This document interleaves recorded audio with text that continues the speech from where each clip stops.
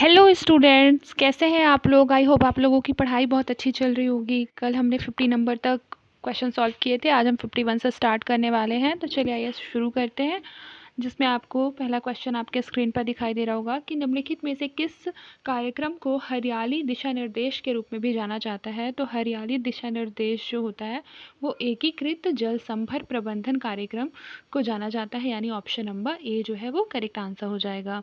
Basically इसकी जो शुरुआत हुई थी वो बता दूं कि 1989 से 90 में हुई थी, और इसका जो उद्देश्य है वो ग्रामीण रोजगार के सृजन के साथ साथ छिड़ हो रहे प्राकृतिक संसाधनों का दोहन, उनके संरक्षण एवं विकास करके क्या करना है, पारिस्थितिकी तंत्र को संतुलित करना है।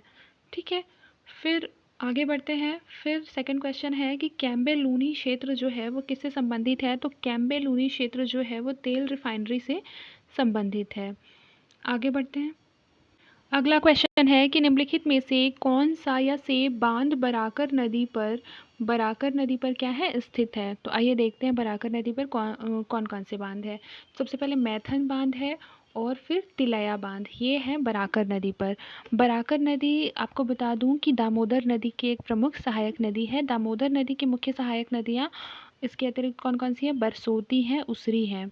और बराकर नदी झारखंड में स्थित क्षेत्र की सबसे ऊंची पहाड़ी पारसनाथ पहाड़ी के सीमा से क्या होती है, प्रवाहित होती है। और तिलैया बांध और मैथन बांध कहाँ है, बराकर नदी पर स्थित है।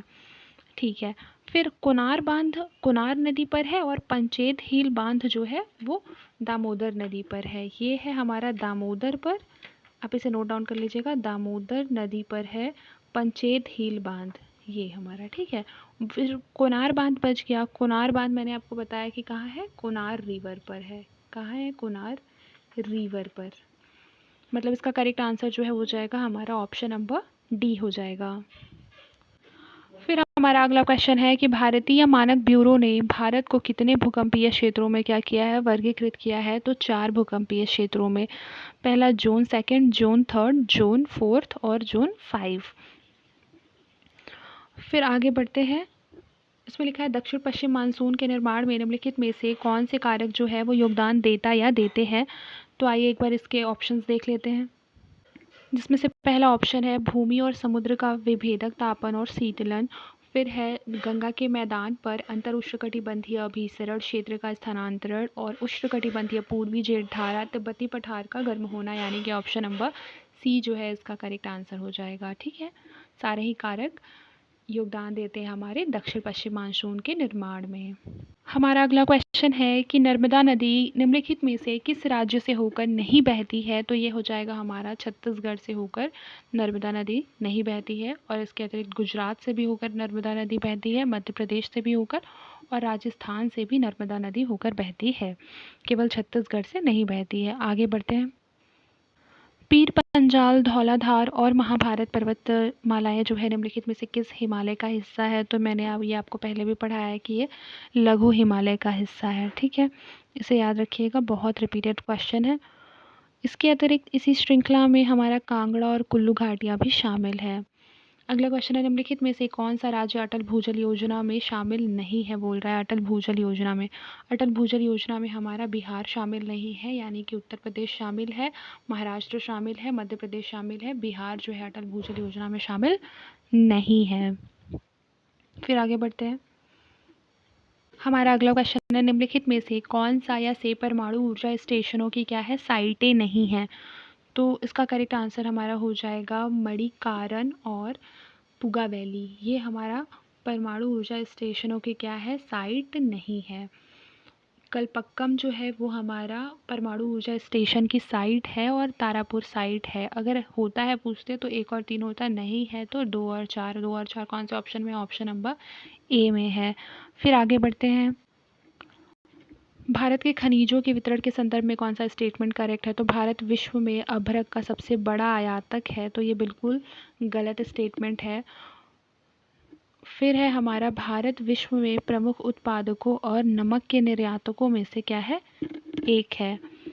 तो जो इसका करेक्ट आंसर हमारा हो जाएगा वो हो जाएगा हमारा, इसमें गलत पूछ रहा है, यानी ऑप्शन नंबर बी जो है वो हमारा करेक्ट हो जाएगा, क्योंकि ऑप्शन नंबर ए हमारा रॉन्ग है और भारत विश्व में नमक के निर्यातकों में से एक है, तो ये हमारा सही हो जाएगा। अगर करेक्ट पूछता तो 2 होता और गलत यहाँ पूछा है तो 1 होगा। आगे बढ़ते हैं। ऊर्जा के निम्नलिखित स्रोतों में से कौन सा बरीड सनशाइन के रूप में जाना जाता है? बरीड सनशाइन जो है वो जाना जाता है कोयला को। फिर है सूर्य की सीधी किरणें भूमध्य रेखा पर गिरती है, तो इसका करेक्ट आंसर हो जाएगा 21 मार्च और 23 सितंबर को। ये हमारा करेक्ट आंसर जो है वो बी हो जाएगा। फिर आगे बढ़ते हैं। फिर हमारा अगला क्वेश्चन है, उष्णकटिबंधीय पर्णपाती वनों में कौन सी वृक्षों की जो प्रजातियां हैं वो पाई जाती हैं? तो इसका करेक्ट आंसर हो जाएगा साल, नीम और शीशम। ठीक है, ऑप्शन नंबर सी आबूनस जो है वो उष्णकटिबंधीय पर्णपाती वनों में नहीं पाई जाती हैं। फिर आगे बढ़ते हैं। अगला क्वेश्चन है, निम्नलिखित में से कौन सी जो नदियां हैं वो बंगाल की खाड़ी में क्या होती हैं? गिरती हैं। तो बंगाल की खाड़ी में हमारा, जैसे कि आपको मैप से समझा दूँ, ये हमारा इंडिया का साउथ का मैप है। ठीक है, जैसे महानदी हमारा मान लीजिए सिहामा पर्वत छत्तीसगढ़ से निकलते हुए बंगाल की खाड़ी में गई। फिर गोदावरी नदी हमारा यहाँ से निकल रही है और वो गई हमारा बंगाल की खाड़ी में। फिर हमारा कृष्णा नदी निकलती है, वो भी बंगाल की खाड़ी में, और कावेरी भी बंगाल की खाड़ी में। मतलब इसका जो ऑप्शन नंबर डी है वो हमारा क्या हो जाएगा? करेक्ट आंसर हो जाएगा। फिर आइए मैच द कॉलम देखते हैं। सबसे पहले दिया हुआ है हरामुख, हरामुख, और फिर दिया है कामेट पर्वत, फिर है कांगटो, फिर है डोडा बेटा। मतलब इसमें पर्वत श्रृंखला दिए गए हैं और उसे उसके स्टेट से मैच करना है। तो हरामुख जो है वो हमारा जम्मू कश्मीर में है, हमें पता है। फिर हमारा कामेट पर्वत जो है वो उत्तराखंड में है। कांगटो जो है वो हमारा है अरुणाचल प्रदेश में। डोडा बेटा जो है वो हमारा कहाँ है? तमिलनाडु में। मतलब इसका ऑप्शन नंबर ए जो हो जाएगा वो करेक्ट आंसर हो जाएगा। फिर हमारा जो अगला क्वेश्चन है, निम्नलिखित में से किस चट्टानों को वितलीय शैल भी कहा जाता है? वितलीय शैल। ठीक है, तो ऑप्शन नंबर ए इसका करेक्ट आंसर है अंतर्वेधी आग्नेय शैल। अंतर्वेधी आग्नेय शैल वितलीय शैल जिसे कहते हैं। फिर अगला क्वेश्चन देखते हैं। मानव संसाधन विकास मंत्रालय का जो गठन है वो कब किया गया था? मानव संसाधन विकास मंत्रालय का गठन तो ये हमारा किया गया था 26 सितंबर 1985 को। फिर है, निम्नलिखित में से कौन सा या कौन से लघु उद्योग हैं? तो लघु उद्योग का उदाहरण क्या है? हमारा खाद्य प्रसंस्करण उद्योग जो है वो लघु उद्योग है। वृहद उद्योग क्या होते हैं? वे बड़ी मात्रा में उत्पाद बनाते हैं, पूंजी का निवेश भी बहुत ज़्यादा होता है, जैसे ऑटोमोबाइल, भारी मशीनरी का उत्पादन भी इसमें होता है। ठीक है, फिर आगे बढ़ते हैं। इसका करेक्ट आंसर जो हो जाएगा ये भी लघु उद्योग है। एक मिनट, ये भी लघु उद्योग है, ये भी, मतलब ऑप्शन नंबर सी जो है इसका करेक्ट आंसर हो जाएगा, ऑप्शन नंबर सी। आगे बढ़ते हैं। अब मैच द कॉलम है जिसमें कि पुणे मुंबई क्षेत्र दिया हुआ है, बेंगलुरु तमिलनाडु क्षेत्र, गुजरात क्षेत्र, छोटा नागपुर क्षेत्र, और वहाँ कौन कौन से उद्योग जो है वो फेमस है उसके बारे में दिया हुआ है। तो चलिए आइए से मैच कर लेते हैं। सबसे पहले तो मुंबई पुणे क्षेत्र में जो है वो हमारा वस्त्र उद्योग है, हमें पता है। फिर उसके बाद हमारा दिया हुआ है बेंगलुरु तमिलनाडु का क्षेत्र, जहाँ की एयरोस्पेस और जैव प्रौद्योगिकी क्षेत्र से संबंधित है। फिर हमारा दिया हुआ है गुजरात क्षेत्र, जहाँ की फार्मास्यूटिकल्स क्षेत्र है। फिर हमारा छोटा नागपुर का क्षेत्र है, जहाँ की हमारा कोयला और लौह अयस्क है। मतलब ऑप्शन नंबर बी जो है इसका करेक्ट आंसर हो जाएगा, ऑप्शन नंबर बी। आगे बढ़ते हैं। भारत का जो मैनचेस्टर है वो हमारा है अहमदाबाद, हमें पता है, यानी ऑप्शन नंबर डी जो हो जाएगा इसका करेक्ट आंसर हो जाएगा। फिर आगे बढ़ते हैं। निम्नलिखित में से कौन सा अधात्विक खनिज का उदाहरण नहीं है? तो जो क्रोमाइट है वो हमारा अधात्विक खनिज का क्या है? उदाहरण नहीं है। बाकी अधात्विक खनिज हमारा चूना पत्थर है, अभ्रक है, जिप्सम है, लेकिन क्रोमाइट हमारा अधात्विक खनिज क्या है? नहीं है। और फिर यदि बात करें कि गैर धात्विक खनिजों में क्या होते हैं? धातु नहीं होते हैं, याद रखिएगा। फिर उसके बाद हमारा मैच द कॉलम है, आइए देख लेते हैं। आप देख सकते हैं कि मैच द कॉलम क्वेश्चन जो होता है वो एग्ज़ाम में बहुत पूछा जाता है, बहुत ही रिपीटेड क्वेश्चन है और एक साथ ही आपके बहुत सारे क्वेश्चंस को कवर भी कर लेता है, तो इसे अच्छे से पढ़ें। एग्ज़ाम में ये क्वेश्चन काफ़ी ज़्यादा फंसाते हैं। देखिए, फिर हमारा आंध्र प्रदेश जो है, आंध्र प्रदेश में हमें पता है कि आंध्र प्रदेश में हमारा पाया जाता है क्या, अदरक। आंध्र प्रदेश अदरक के लिए फ़ेमस है। फिर हमारा कर्नाटक जो है उसमें पाया जाता है प्राकृतिक गैस। फिर यदि बात करें कि हिमाचल प्रदेश में हमारा पाया जाता है सोना। और असम में हमारा पाया जाता है क्या, काला नमक। यानी ऑप्शन नंबर सी जो है ये इसका हमारा करेक्ट आंसर हो जाएगा। फिर आगे बढ़ते हैं। फिर यदि है, कक्षा में स्थापित किया जाने वाला जो पहला कृत्रिम उपग्रह था वो हमारा था स्पुतनिक 1। फिर प्रियदर्शनी झील निम्नलिखित में से किस अनुसंधान केंद्र के पास स्थित है, तो इसका करेक्ट आंसर हो जाएगा ऑप्शन नंबर सी, मैत्री।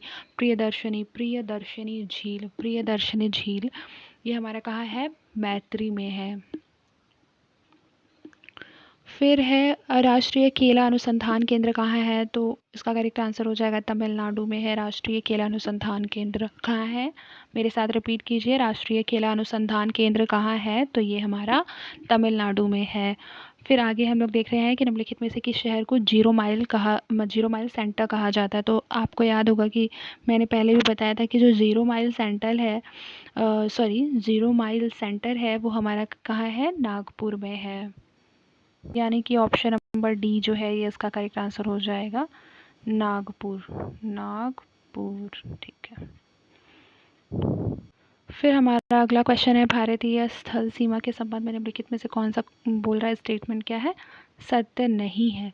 तो सबसे पहले देख लेते हैं सारे स्टेटमेंट को। तो इसमें फर्स्ट स्टेटमेंट क्या है, मैकमोहन रेखा जो है वो भारतीय राज्य अरुणाचल प्रदेश को चीन से अलग करती है, तो ये बिल्कुल सही है। फिर है, बांग्लादेश भारत के साथ सबसे लंबी भूमि सीमा साझा करती है, सही है। अफगानिस्तान भारत के साथ सबसे छोटी भूमि साझा करती है, सही है।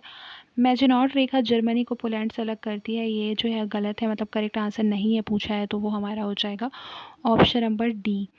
अब सबसे पहले देख लेते हैं कि जो मैजिनॉट रेखा है वो कहाँ है। तो मैजिनॉट रेखा जो है वो फ्रांस और जर्मनी के बीच है। किसके बीच है, मैजिनॉट रेखा फ्रांस और जर्मनी के बीच, फ्रांस एंड जर्मनी के बीच है। याद रखिएगा मैजिनॉट रेखा, इसे नोट डाउन कर लीजिएगा। फिर अगला क्वेश्चन देखते हैं। हमारा अगला क्वेश्चन है, निम्नलिखित में से कौन सी जो पर्वत श्रृंखला है वो भारत की सबसे प्राचीन पर्वत श्रृंखला है। तो भारत की सबसे प्राचीन पर्वत श्रृंखला जो है वो अरावली पर्वतमाला है, जो कि राजस्थान में स्थित है। कहाँ स्थित है, तो राजस्थान में स्थित है, याद रखिएगा इसको। फिर अगला क्वेश्चन है, भारतीय प्रायद्वीप के संदर्भ में कौन सा जो स्टेटमेंट है वो करेक्ट है। सबसे पहले तो भारतीय प्रायद्वीप प्राचीन गनीज और ग्रेनाइट चट्टानों से बना हुआ है, ये बिल्कुल करेक्ट है। फिर है, उत्तर पूर्वी में कार्बी आंगलोंग और मेघालय पठार तथा पश्चिम में राजस्थान प्रायद्वीपीय ब्लॉक के विस्तार है, ये भी बिल्कुल करेक्ट आंसर हो जाता है। ऑप्शन नंबर बी जो है वो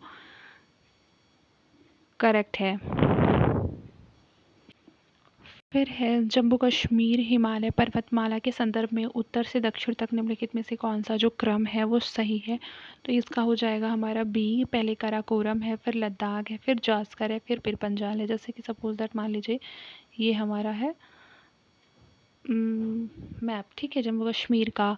जम्मू कश्मीर में सबसे पहले हमारा काराकोरम आ जाएगा, फिर हमारा जास्कर आ जाएगा, फिर लद्दाख आ जाएगा, पहले काराकोरम आ जाएगा, फिर हमारा लद्दाख, फिर हमारा जास्कर, फिर हमारा क्या हो जाएगा, पीर पंजाल। याद रखिएगा, सपोज दैट काराकोरम, लद्दाख और जास्कर और पीर पंजाल, इसे नोट डाउन कर लीजिएगा। आई होप आपको समझ में आया होगा। फिर हमारा अगला क्वेश्चन है, मैच द कॉलम, जिसमें एक साइड पे नदी दी हुई है और फिर उसकी उत्पत्ति कहाँ से हुई है वो दी हुई है। तो जो हमें पता है कि जो सिंधु नदी है उसका जो उद्गम है वो बोखरचू ग्लेशियर से हुआ है, मतलब एक हमारा 3 हो जाएगा। सतलज नदी का जो उद्गम है वो राकस झील, यहाँ गलत दिया हुआ है, बेसिकली इसका नाम है राक्षस ताल झील है, राक्षस ताल झील, ठीक है।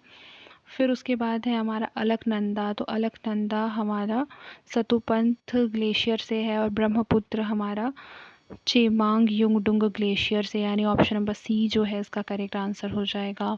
फिर आगे बढ़ते हैं। निम्नलिखित में से कौन सी नदी अपनी खराब भूमि स्थलाकृति के लिए जानी जाती है? तो चंबल नदी। चंबल नदी में क्या हो रहा है कि वहाँ बालू का जो खनन है अवैध रूप से बहुत ज़्यादा बढ़ गया है, जिससे कि वहाँ की जो भूमि स्थलाकृति है बहुत ख़राब हो गई है। फिर अगला क्वेश्चन है हमारा कि निम्नलिखित में से किस राज्य को मोलेसिस बेसिन के रूप में जाना जाता है? तो ये हमारा मिज़ोरम है। मिज़ोरम को क्या किस रूप में जाना जाता है? मोलेसिस बेसिन के रूप में। फिर उत्तरी मैदानों में निम्नलिखित में से क्षेत्रों पर विचार करना है और उत्तर से दक्षिण में सही क्रम लगाना है उसका।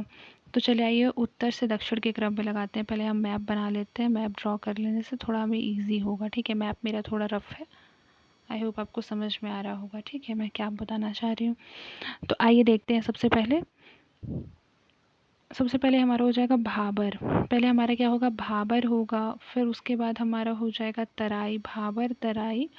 फिर बांगर हो जाएगा। फिर हमारा क्या हो जाएगा? डेल्टा हो जाएगा। यानी ऑप्शन नंबर डी जो है वो इसका करेक्ट आंसर हो जाएगा। Option number D. ठीक, आइए आगे बढ़ते हैं। हमारा अगला क्वेश्चन है हिंद महासागर में द्वीपों के संदर्भ में निम्नलिखित में से कौन सा जो स्टेटमेंट है करेक्ट है? तो पहला स्टेटमेंट है अंडमान के द्वीप निकोबार द्वीप समूह से 10 डिग्री सेंटीग्रेड चैनल द्वारा पृथक किए जाते हैं। बिल्कुल सही। अरब सागर लक्षद्वीप मिनिकॉय का द्वीप समूह पूर्ण रूप से प्रवाल जमा से बना हुआ है। तो ऑप्शन नंबर बी जो है बोथ इसका करेक्ट आंसर है। निम्नलिखित में से कौन सी गोदावरी नदी की सहायक नदी नहीं है? तो गोदावरी की जो सहायक नदी है वो हमारा नहीं है काबिनी नदी। Option number D. बाकी पेनगंगा और मंजरा और प्राणहिता जो है वो गोदावरी की सहायक नदी है। फिर निम्नलिखित में से कौन सी नदी जो है पूर्व की ओर बहती है? तो पूर्व की ओर बहने वाली नदियों में हमारा है वैतरणी नदी जो है वो हमारा पूर्व की ओर बहती है। बाकी शरावती, माही और पेरियार नदी जो है वो हमारा किस ओर बहती है? तो इस ओर बहती है, पश्चिम की ओर। बाकी बैतरणी नदी हमारा साथ उड़ीसा में है, एक बार आप चेक कर लीजिएगा। ये हमारा बहती है पूर्व की ओर। आगे बढ़ते हैं। फिर हमारा अगला क्वेश्चन है कि उष्णकटिबंधीय या शुष्क पर्णपाती वनों के संदर्भ में कौन सा स्टेटमेंट करेक्ट है? तो शुष्क पर्णपाती वनों के क्षेत्रों में वर्षा 70 से 100 सेंटीमीटर के बीच होती है। फिर है यह वन प्रायद्वीप के वर्षा वाले क्षेत्रों एवं उत्तर प्रदेश बिहार के मैदानी इलाकों में पाए जाते हैं। यानी ऑप्शन नंबर सी करेक्ट है। फिर शोला वनों के संदर्भ में निम्नलिखित में से कौन सा जो स्टेटमेंट है वो सही है? तो इसका आंसर हो जाएगा ऑप्शन नंबर बी। शोला वन समशीतोष्ण पर्वतीय वन है।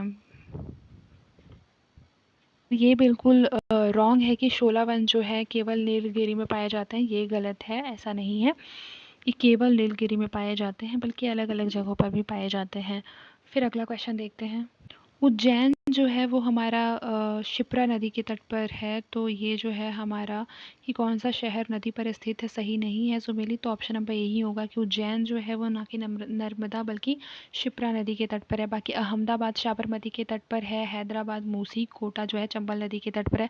आज के लिए बस इतना ही। मिलते हैं नेक्स्ट क्लास में। तब तक के लिए अपना ख्याल रखिए और मन लगाकर पढ़ाई करते रहिए।